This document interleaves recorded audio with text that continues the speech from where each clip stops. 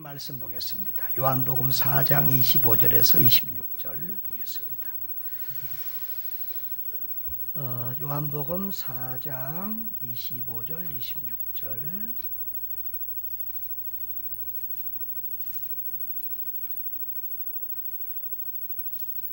자, 우리 다 같이 합독하겠습니다. 여자가 이르되 메시아 곧 그리스도라는 이가 오실 줄을 내가 아노니 그가 오시면 모든 것을 우리에게 알려주시리이다.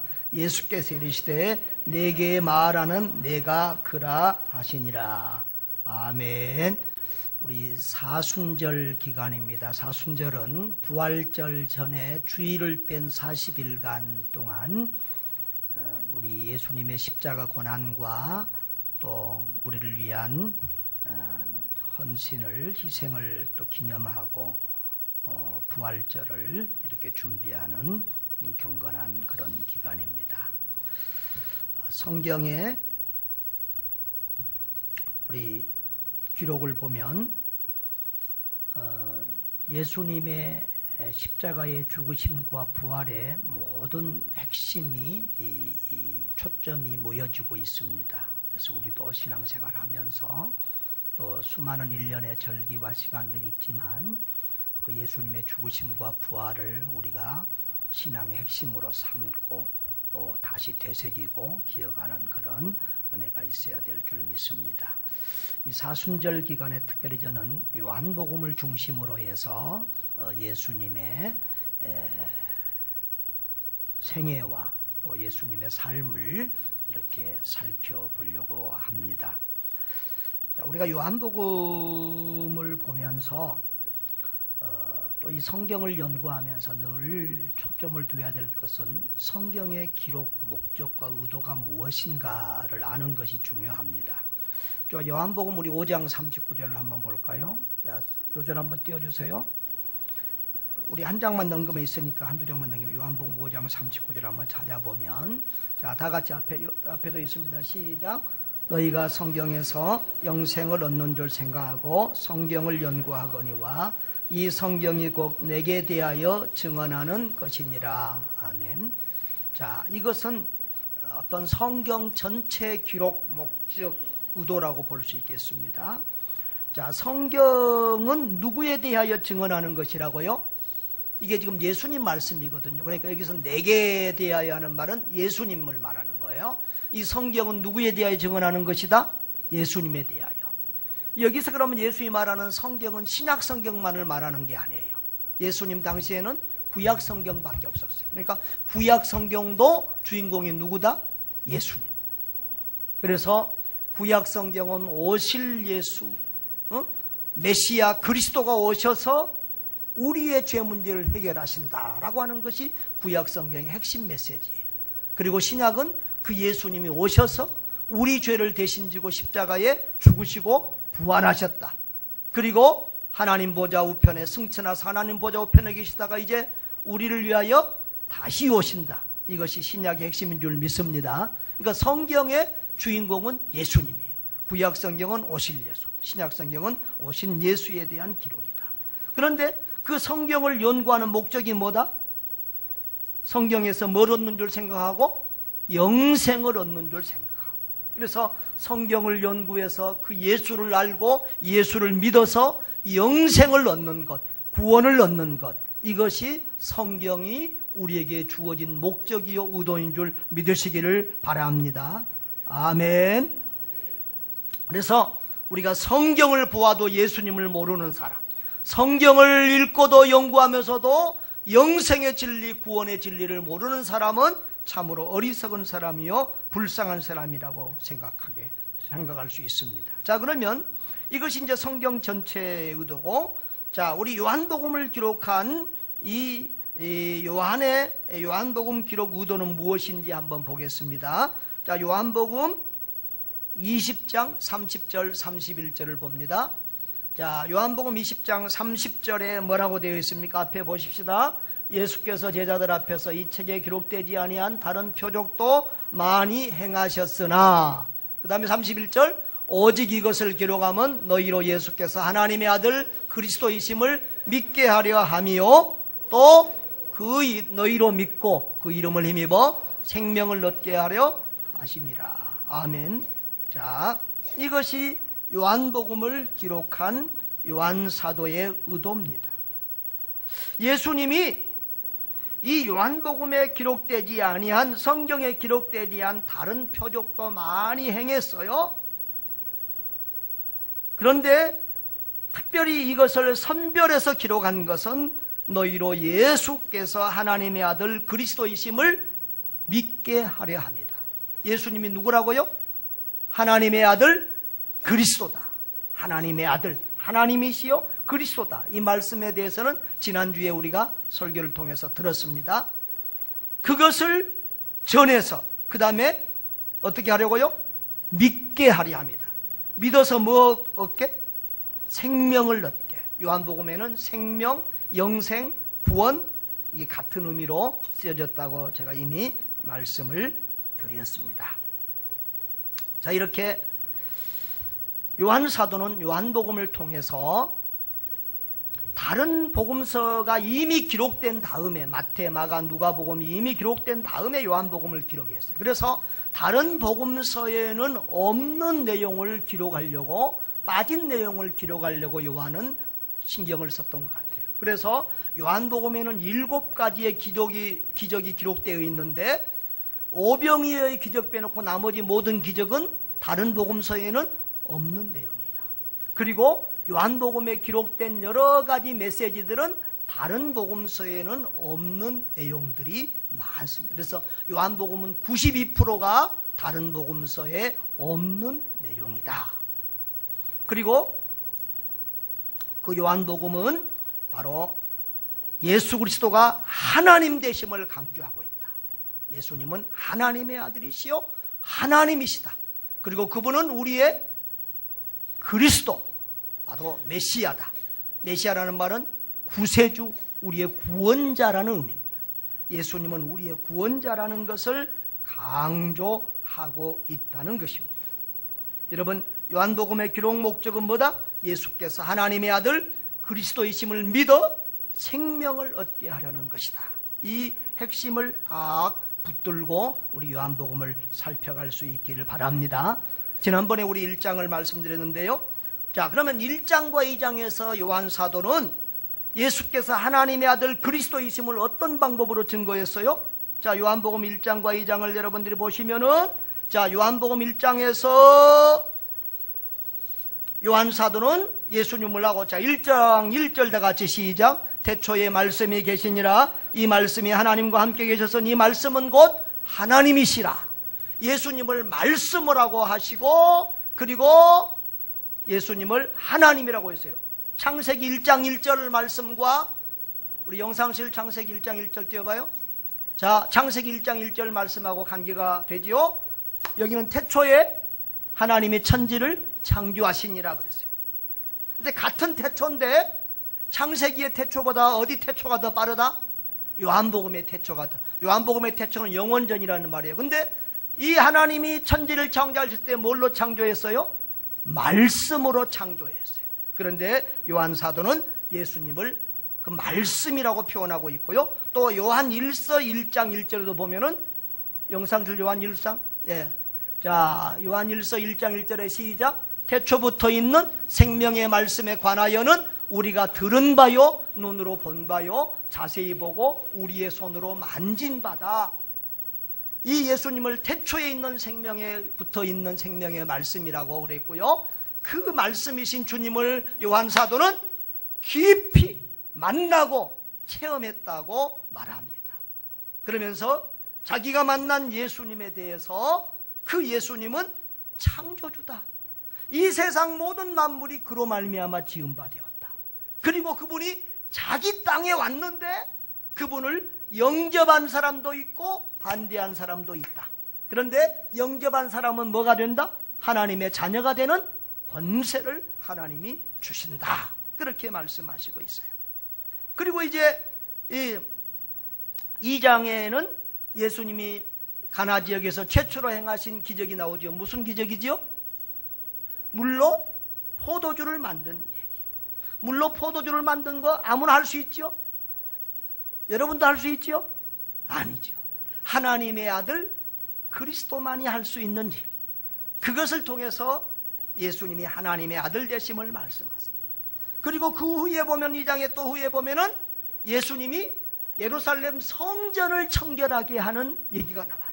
그것은 예수님이 성전의 주인이시다.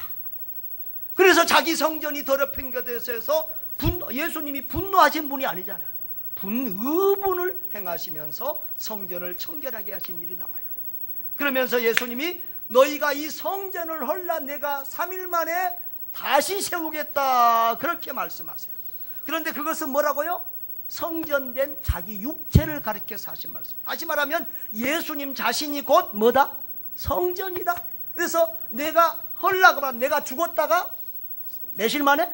3일 만에 다시 살아난다고 하는 것을 암시하고 있어요. 예수님은 이렇게 여러 모양으로 자신을 계시하셨고, 그 요한 사도는 그 예수님이 하나님의 아들이시요 그리스도이심을 여러 모양으로 이렇게 증언하고 있습니다. 그런데 3장과 4장에서는 조금 다른 모습으로 기록이 되고 있는데요, 3장과 4장에는 그런 이제 기적보다는 한 사람과 1대1로 예수님이 대화하는 장면들을 기록하고 있어요. 자, 요한복음 3장에서는 예수님이 누구하고 1대1로 만나서 대화하죠? 니고데모라고 하는 사람과 만나서 예수님이 그 니고데모하고 깊은 얘기를 나누시는데, 무슨 얘기? 주로 주제가 뭐예요? 구원 문제예요. 영생 문제예요. 거듭남, 예수 믿고 거듭나고 구원받는 이런 구원의 얘기를, 쉽게 말하면 구원 상담을 하고 있어요. 그리고 4장에서는 또 예수님이 저 사마리아 여자에서 우물가에서 여자 하나를 만나서 그 여자하고도 또 이런 영적인 얘기, 구원의 얘기, 구원 상담을 하고 있는 장면을 보게 됩니다. 그래서 이 구원 문제에 대해서 잘 확신이 안 되고 깨달음이 부족한 사람들은 이 요한복음을 읽으면, 요한복음에는 예수님이 누구신가에 대해서 가장 잘 나타나 있고, 그리고 이 구원에 대한 메시지들이 요한복음에 가장 많다고 하는 사실을 기억하시고, 여러분 꼭 이 요한복음을, 특별히 이번 사순절 기간에 이 요한복음을 여러 번 좀 읽어보는 그런 은혜가 있기를 바랍니다.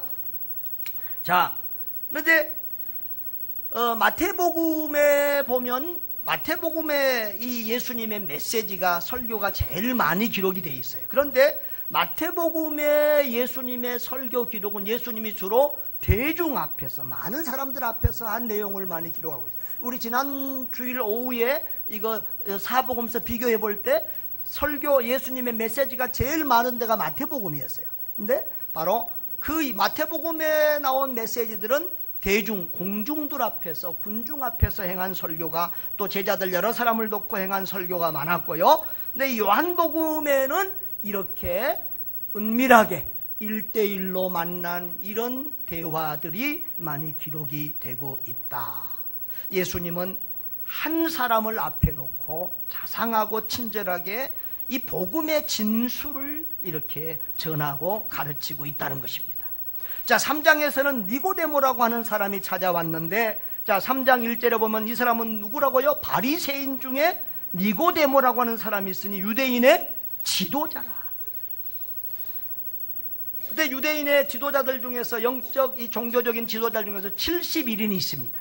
71인 공의회가 있는데요, 이 산헤드린 공의회의 회원이에요. 그러니까 이 니고데모는 아주 보통 이런 사람이, 아주 존귀한 사람이요, 또 대대로 율법을 지켜오는 그런 종교인이요, 율법을 지켰다고 하는 그런 의로운 사람입니다. 그런데 이 사람은 자신이 먼저 예수님을 찾아왔어요. 그가 밤에 예수께 와서, 그렇게 자신이 먼저 예수님을 찾아왔어요. 사람들을 피해서 언제 왔다고요? 밤에. 그런데 4장의 수가성 여인은 신분이 유대인이 아니고 사마리아인이에요. 그리고 당시 남자하고 여자는 하늘과 땅처럼 이렇게 큰 차별을 뒀는데, 남자가 아닌 여자예요. 천하고 낮은 신분입니다. 그리고 나중에 보니까 남편을 몇 번이나 바꿨다고? 5번이나 바꾼 그런 참 손가락질 받는 죄인 중에 죄인과 같은 그런 여인이에요. 그런데 이때는 그가 예수님을 찾아간 것이 아니라 누가? 예수님이 그 여자를 찾아갔어요. 그리고 둘 다 조용한 1대1로 만난 시간이었는데 니고데모는 사람을 피해서 밤에 왔고 이 여자는 사람을 피해서 한낮에 우물가에 물을 길르러 온 여인이었다는 거예요. 그런데 공통점은 뭐예요? 그들은 메시아에 대한 관심을 가지고 있었다.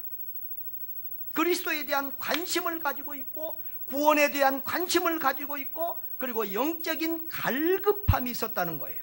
한번 볼까요? 니고데모는 보세요. 3장 2절에 보면은 니고데모가 와서 이렇게 말합니다. 우리가 당신은 하나님께로 오신 선생인 줄을 압니다. 그리고 하나님이 함께 하시지 않으면 당신이 행하는 이 표적을 아무도 할 수 없습니다. 당신은 하나님께로부터 온 사람이요 특별한 메시아 그리스도까지라고는 거기까지 믿음이 이르렀다고는 말할 수 없지만은 선지자 중에서도 보통 선지자가 아니다. 보통 분이 아니다. 하나님께로 오지 않았으면 당신은 이런 표적을 행할 수가 없다고 그런 열린 마음 믿음을 가지고 있었다. 당시에 많은 바리새인들과 유대인들이 예수님에 대해서 부정적인 생각을 가지고 저 사람이 하나님의 이름 하나님의 아들이라고 그런다, 망령되게 행한다, 신성모독을 하다, 옛날 성경에는 참나마도다 그러면서 그런 것 때문에 예수님을 죽이려고 하는 이런 때에 니고데모는 어땠다? 열린 마음을 가지고 당신은 하나님께로부터 온 사람이 분명하다라고 하는 그런 믿음을 가지고 예수님께 찾아왔다는 거예요. 할렐루야. 그러면서 자기의 중심을 내놔요. 자기 중심을 내놔. 자기는 평생 동안 종교 생활을 했지만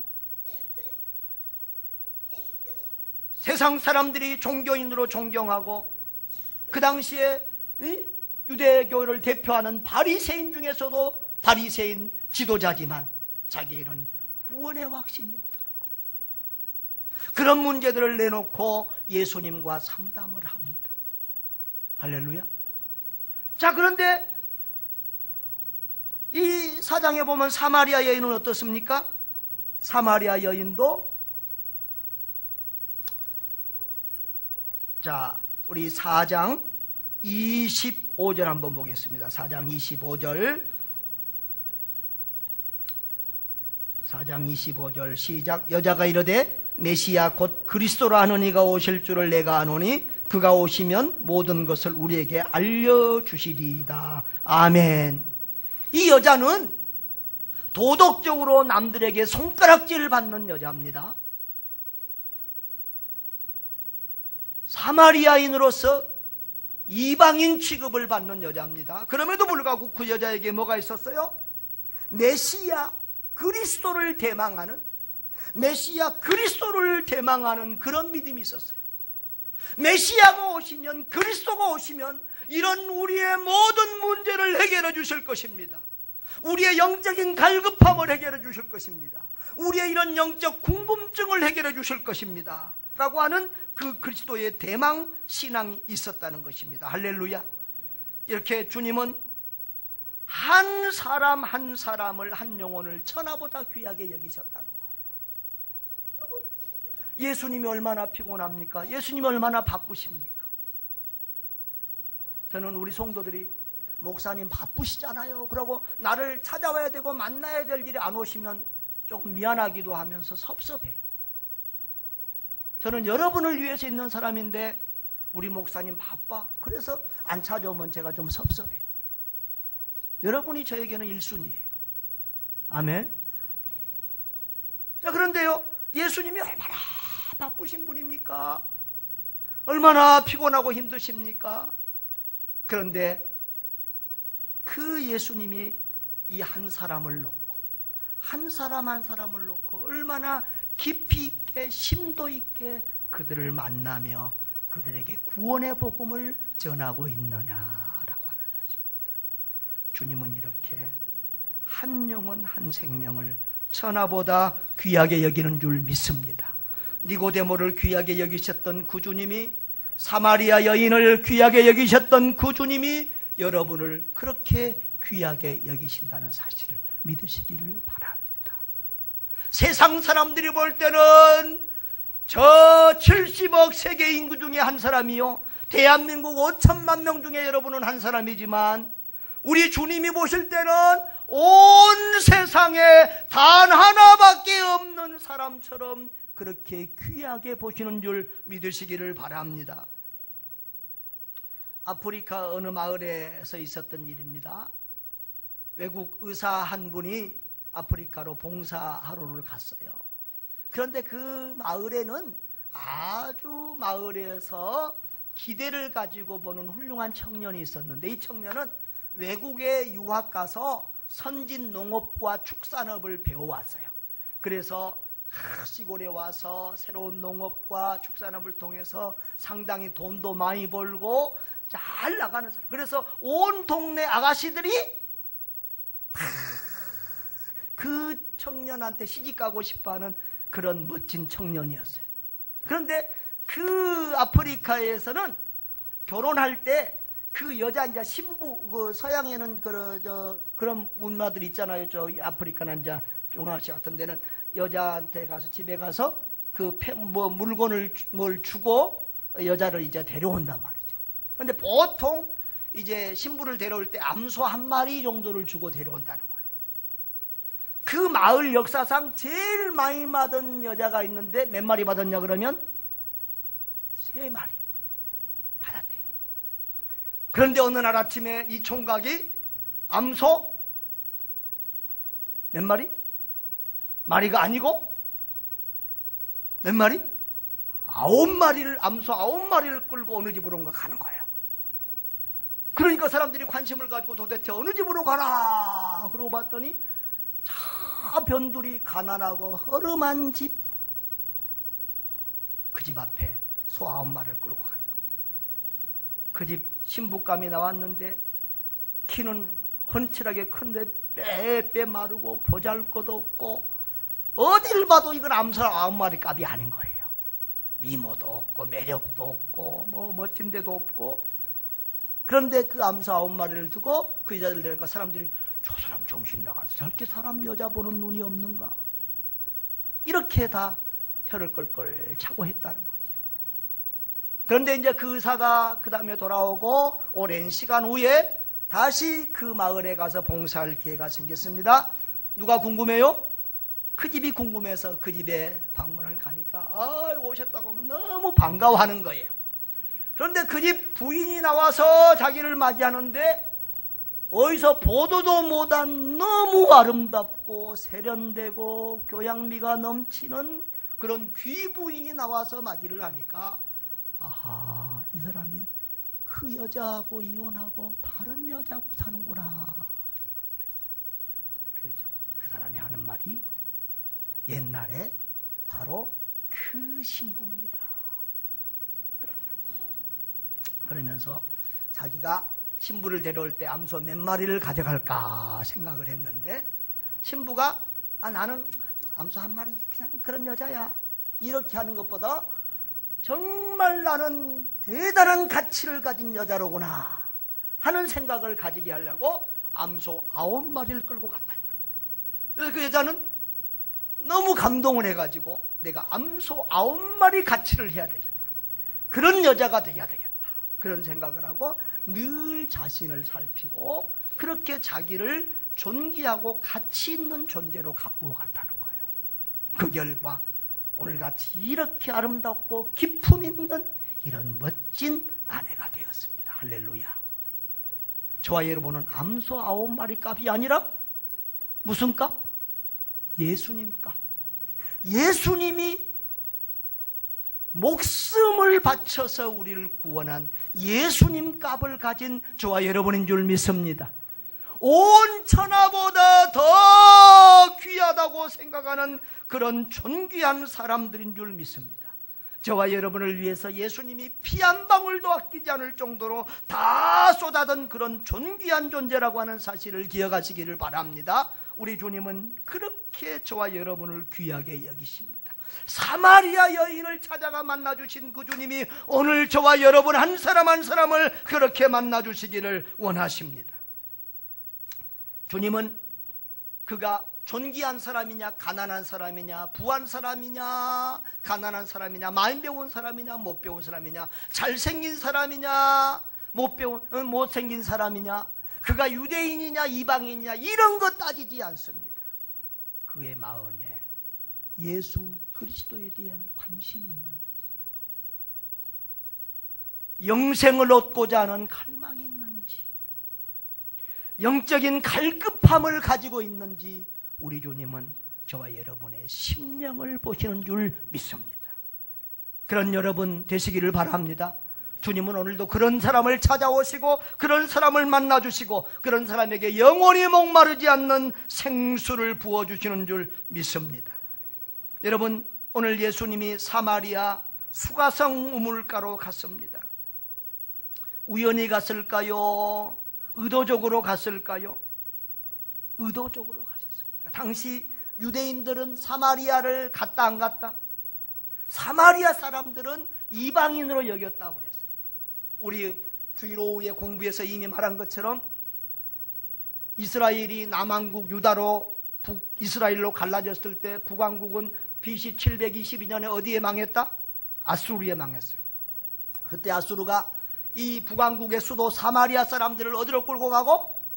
저쪽 아수르의 변방에 끌어가고 그리고 아수르의 변방의 소수민족들을 힘없는 사람들을 데려다가 사마리아에 놓고, 그래서 사마리아 사람들과 아수르 사람들이 혼혈이 돼서 이제 섞이고 종교도 섞이고 피도 섞이고 해서 사마리아는 이렇게 유대인들이 볼 때는 정통 이방 유대인이 아니라 벌써 600년 700년 그런 시간이 흘러가 버리니까 다 피도 섞이고 종교도 엉망이 되고 했어요. 그래서 유대인들은 사마리아인들을 뭘로 여겼다? 이방인으로 여기고 개나 짐승처럼 여기고 상종도 안 하고 인사도 안 하고 같이 식사도 안 하고, 그리고 사마리아 땅으로 지나다녔다 안 다녔다? 돌아다녀. 그런데 예수님은 의도적으로 사마리아로 가셔서 그리고 수가성 우물가에 머물면서 예수님이 제자들을 어떻게 했어요? 동네 가서 빵 먹을 거 사오라고 보냈어요. 그 한두 사람 가도 되잖아요. 근데 다 보냈어요. 왜? 여인과 조용히 단둘이 만나고 싶어서. 예수님이 그 여인을 기다린 거예요. 근데 여인은 사람들의 낯을 피해서 뭐니까? 사람들이 자기를 보면 쑥은거리니까 남편이 또 바뀌었다. 뒤에서 손가락질하니까 그거 듣기 싫어서, 그 이스라엘은 더우니까 한낮 떼약볕에는 안 나와요. 그때 한낮에 물가에 물을 기르러 왔는데 누가 기다리고 있었다? 예수님이 기다리고 있는 거예요. 그러면서 예수님이 물을 좀 달라고 먼저 이렇게 합니다. 이거 이 사마리아에 깜짝 놀랐어요. 당신은 왜 유대인인데 사마리아인 나에게 말을 겁니까? 더구나 남자가 왜 여자한테 말을 겁니까? 유대인과 사마리아는 상종하지 않는데 너무 이상하게 여기는 거죠. 그때 예수님이 10절에 이렇게 말합니다. 10절 다 같이 읽어볼까요? 내가 만일 하나님의 선물과 또 내게 물 좀 달라는 이가 누구인 줄 알았더라면 내가 그에게 구하였을 것이요 그가 생수를 내게 주었을 것이다. 하나님의 선물, 하나님의 선물은 뭐지요? 예수 그리스도. 하나님의 선물은 영생이죠. 하나님의 선물, 영생이 무엇인지, 누가 그것을 줄 수 있는지 네가 알면은 오히려 너가 나한테 오히려 생수를, 그 영생의 물, 영원한 생명수를 나에게 달라고 했을 거야. 이런 말씀을 하니까 여자가 지금 갑자기 헷갈리죠. 이 사람이 보통 사람이 아니네. 뭔 소린가 지금. 그러면서 여자가 이제 주여, 이 우물은 이렇게 깊고 물그릇 그릇도 당신이 없는데 어떻게 그 생수를 얻어서 나에게 준다고 그렇습니까? 이 우물은 우리 조상 야곱이 판 우물이고, 응? 여기서 많은 조상 대대로 이렇게 물을 마시고 짐승들이 마셔왔는데 당신이 야곱보다 더 큽니까? 예수님이 14절에 뭐라고 말하지요? 이 물을 마시는 자마다 다시 목마르려니와 내가 주는 물을 마시는 자는 언제까지? 영원히 목마르지 아니하려니. 다 같이요. 내가 주는 물은 그 속에서 영생하도록 솟아나는 샘물이 되리라. 할렐루야. 이 물 마시는 자는 다시 뭐한다? 다시 목말라. 그런데 내가 주는 물을 마시는 자는 영원토록 목마르지 아니한다. 할렐루야. 그러니까 이 여자가 와이고 이런 대박이 어딨냐. 그러면 주여, 내가 다시는 이 물 길러 온 것도 나 귀찮고 힘들고 남 부끄러운데 이 물 좀 안 길르고 올 수 있도록 그 물 좀 나한테 주세요. 그러니까 물은 안 주고 예수님이 또 엉뚱한 말씀하시네. 뭐라고 그랬어요? 내 남편 데려오라. 그런데 제발 이 여자는 그것 좀 안 물어봤으면 좋겠어. 그런데 남편 데려오라는 거예요. 남편 없습니다. 너에게 남편이 몇이 있었고? 5이 있었고 지금 있는 자도 내 남편이 아니니 내 말이 맞다. 이렇게 말씀하죠. 여러분, 이제 이 문제에 대해서는 정통적인 그동안 쭉 해석들은 그렇게 생겼어요. 이 여자는 남편을 5번이나 바꾼 그런 음탕하고 타락한 여자라고 우리가 보통 여자에 대해서 알고 있어요. 근데 이번에 이렇게 좀 다른 주석을 보니까 그런 견해가 있는데 저는 거기에 대한 더 의미를 두는데요. 요즘 지금 우리 시대에도 이런 여자가 있어요, 없어요? 아주 보기 드물어요. 세계적인 여자 미모를 가진 분들, 여기는 그런 미모가 없어요. 여기는 그 정도 미모고 죄송하지만 없고요. 그런 정도 아니면 안 되는데 이 여자는 지금 나이가 많아요, 젊어요? 젊은 여자인데 벌써 남자를 5번 받고 여자 6번째 남자고 삽니다. 제가 우즈벡에 살 때는 30대 초반인데 3번 이혼하고 4번째 결혼하려고 기다리고 있는 분을 보기는 봤어요. 근데 이런 경우는 아주 드물거든요. 네.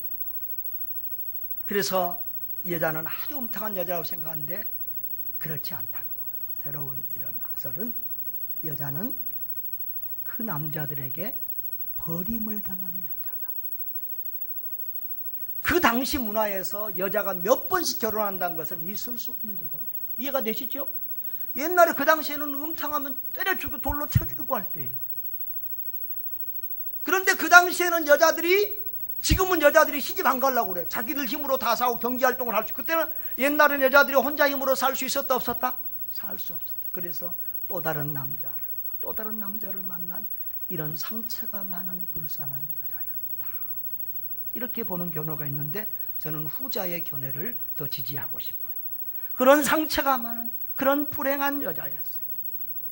근데 이 여자가 그 부끄러운 사실을 이 남자가 나를 생면부리에 처음 보는 이 남자가 그걸 알 수 없는데 예수님이 그것을 다 알고 말씀하시니까 깜짝 놀란 거예요.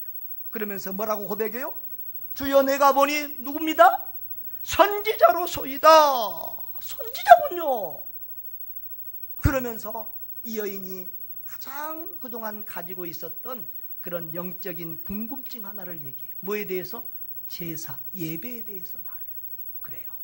여러분, 구원받은 성도들의 제일 관심은 예배예요. 예배. 우리 구원받은 성도가 제일 먼저 해야 될 일은 뭐예요? 예배. 그래서 당신들 유대인들의 말은 예루살렘 성전에서 예루살렘에서 예배해야 하나님이 받아주신다고 그러고, 우리 사마리아 지역의 사람들은 여기 그리심산에서 예배하면 하나님이 받아주신다고 그러는데, 어떤 예배가 진짜 예배입니까? 어떤 예배가 하나님이 연락하시고 받아주시는 예배입니까? 그러고 물어보니까 예수님이 뭐라고 말해요? 23절에 24절에 다 같이 시작. 아버지께 참되게 예배하는 자들은 영과 진리로 예배할 때가 오나니 곧 이때라. 아버지께서는 자기에게 이렇게 예배하는 자들을 찾으시느니라. 하나님은 영이시니 예배하는 자가 영과 진리로 예배할지니라. 아멘. 참된 예배는 어떤 예배냐? 예루살렘에서 하는 것, 그리심산에서 하는 것, 사마리아에서 하는 것, 어디 지역이 중요한 게 아니라 한국에서 예배하든 미국에서 예배하든 러시아에서 예배하든 우즈벡에서 예배하든 어떤 지역이 중요한 것이 아니라 신령과 영과 진리로 성령과 말씀 안에서 예배하는 예배가 참된 예배다. 할렐루야. 그렇게 말씀하죠. 그때 여자가 메시아 곧 그리스도라는 이가 오실 줄을 내가 아노. 25절 다시 한번 읽어봅시다. 시작. 여자가 이르되 메시아 곧 그리스도라 하는 이가 오실 줄을 내가 아노니 그가 오시면 모든 것을 우리에게 알려주시리다. 메시아 그리스도가 온다는 것을 제가 알고 있습니다. 제가 믿고 있습니다. 언젠가는 메시아 그리스도가 오시는데 그분이 오시면 이 모든 것을 우리에게 알려주시고 이 모든 문제들을 해결해 주실 것입니다. 할렐루야. 그때 예수님께서 26절을 빨간 글씨로 된 걸 읽읍시다. 시작. 내게 말하는 내가 그라. 한 번 더. 내게 말하는 내가 그라. 지금 너하고 말하고 있는 내가 바로 그 메시아, 내가 바로 그 그리스도다. 창세로부터 저 모세오경으로부터 수없이 많은 선지자들이 오시겠다고 말한 그 메시아, 그 그리스도, 그 구원자가 바로 나다. 할렐루야.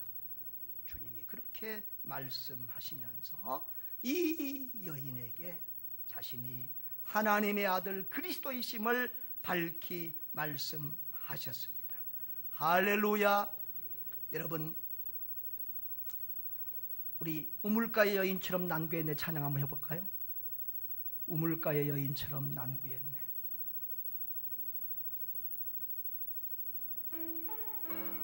일절만 한번 불러보겠습니다.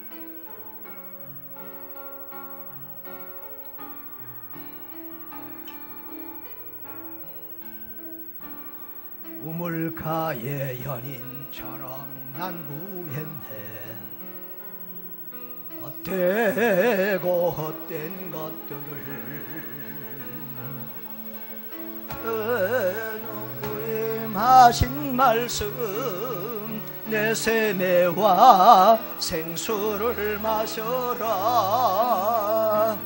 오 주님 채우소서.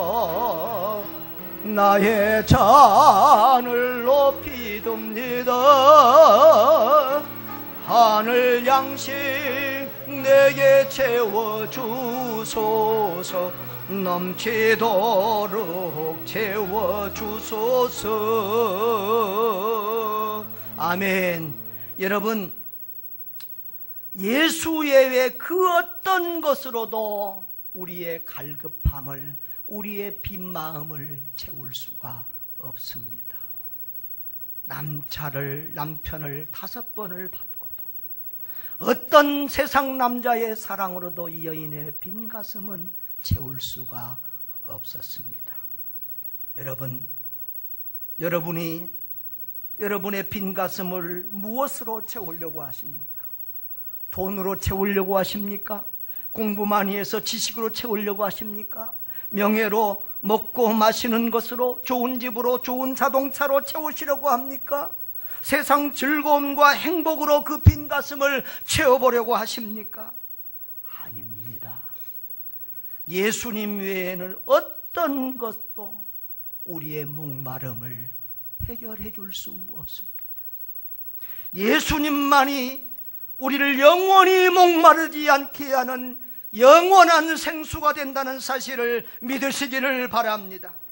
그 예수님께 마음을 두고, 그 예수님께 관심을 두고, 그 예수님을 기대하고 그 예수님을 갈망하시기를 바랍니다. 예배를 통해서든지 말씀을 통해서든지 기도를 통해서든지 어떤 사건을 통해서든지 주님과 1대1로 만나고 주님과 독대하는 그런 여러분 되시기를 바랍니다. 주님과 인격적으로 만나시기를 바랍니다. 여러분이 그 예수님을 갈망하는 마음이 있으면 주님이 어떤 방법을 통해서든지 어떤 시간을 통해서든지 주님이 여러분을 찾아주시고 만나주실 줄 믿습니다. 사랑하는 성도 여러분, 예수 그리스도 안에만 참 기쁨, 참 만족, 참 생명, 참 행복이 있습니다. 예수 그리스도 안에만 참 생명, 영원한 생명이 있습니다. 그 예수님을 1대1로 만나십시오. 인격적으로 체험하고 만나시기를 바랍니다. 예수님이 하나님의 아들 그리스도이심을 믿고 나의 구주, 나의 하나님임을 고백하시기를 바랍니다. 예수님을 나의 구주, 나의 하나님으로 고백하고 감사와 감격과 눈물이 있는 그런 체험적인 신앙생활 하시기를 바랍니다. 예수님 안에서 참 생명의 기쁨을 누리고 영생을 누리시기를 바랍니다. 그리고 여러분이 만난 그 좋은 예수, 그 예수님을 세상 사람들에게 간증하고 자랑하고 증거하시기를 바랍니다. 예수님 깊이 만나 예수 충만, 기쁨 충만, 행복 충만한 여러분 되시기를 주의 이름으로 축복합니다.